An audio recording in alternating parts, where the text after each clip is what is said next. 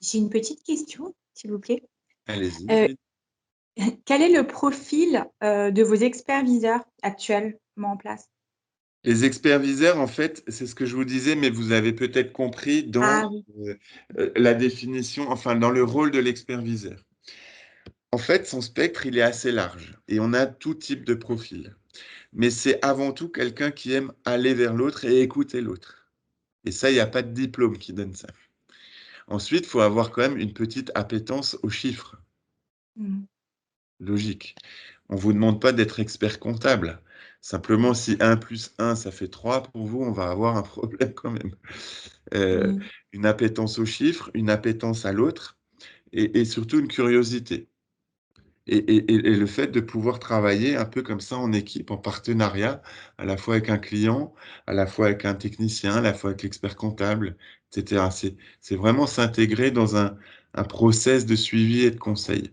Après, pour vous donner de manière transparente les profils d'experts viseurs aujourd'hui en place, ça va de quelqu'un qui avait fait que du commerce, mais qui avait déjà une expérience dans la TPE, mais pas dans le domaine de la gestion.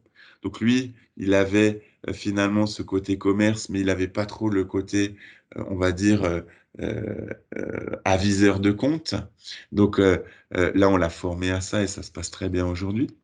On a un profil, un ancien banquier, on a un ancien contrôleur de gestion, euh, on a un ancien assureur. Euh, le profil est assez à multiples facettes. D'accord. Un ancien DAF,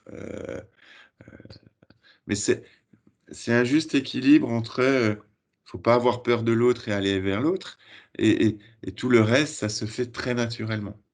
D'accord.